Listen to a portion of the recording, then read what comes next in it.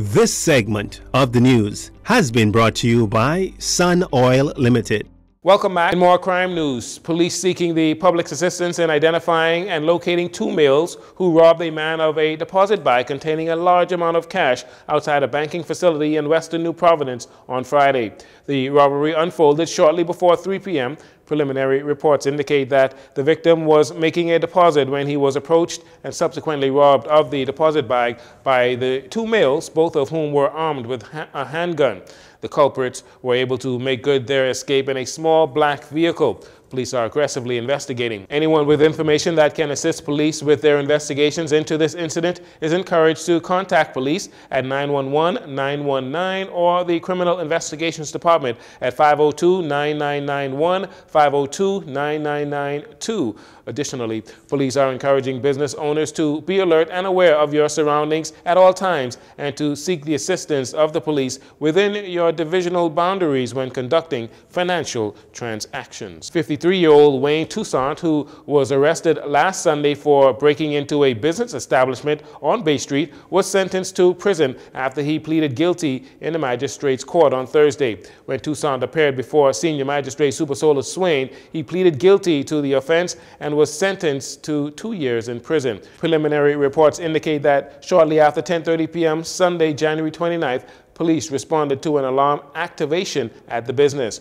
On officers' arrival, they discovered the rear of the building dismantled and damaged. During a search of that area, officers found the suspect along with an assortment of housebreaking implements, including a sledgehammer. Though cryptocurrency is a concept many around the world are still coming to understand, the FTX fallout may have a negative impact on some people getting involved with digital assets.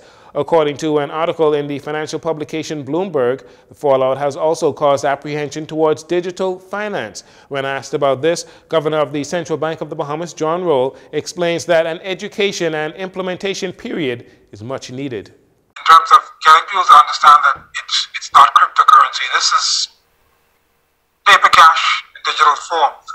What we know is it's important in terms of the education process as well, is people, if you're a business, how does digital receipts get converted into funds that you can use to pay your everyday expenses?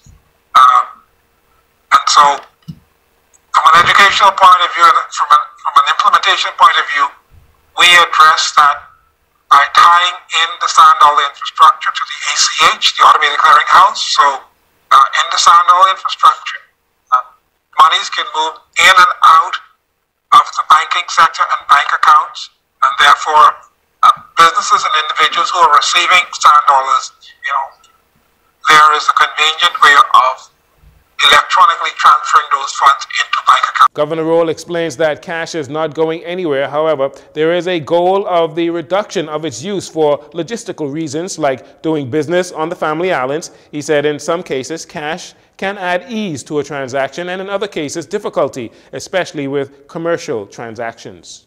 Our payment providers on their proprietary platforms are on a timeline to complete some tweaks to their system so that by the end of the first quarter, we've set as a target, anyone who has a sand dollar account in the Bahamas will also have an address that they can reference from within the online banking platforms in order to send funds to their accounts. And they will also be enabled from a sand dollar wallet to transfer proceeds to a bank account.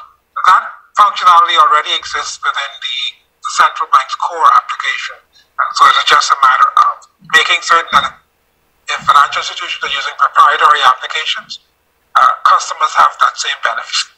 Kim Wood-Mott, project manager for digital currency implementation at the Central Bank of the Bahamas, wanted to remind Bahamians that the sand dollar is not a cryptocurrency and is encouraging Bahamians to keep an open mind and give the sand dollar a try.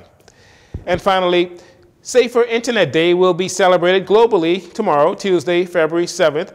The Safer Internet Day slogan, Together for a Better Internet. It encourages everyone to join the movement, to participate, and to make the most of the Internet's potential to bring people together. As BTC fully supports Safer Internet Day, they will host a Teen Talk session on Tuesday at Fusion Superplex for senior high school students. The sessions, hosted by Bodine Johnson, runs from 10 a.m. to 1 p.m. and will feature several panelists like Inspector Mikkel Pinder of the Royal Bahamas Police Force, as well as an international guest speaker.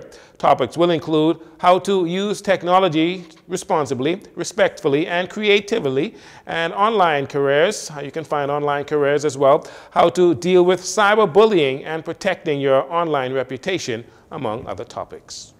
That'll do it for your JCN Evening News. Once again, I'm Jarino Saunders. Thanks for joining us. This segment of the news has been brought to you by Sun Oil Limited.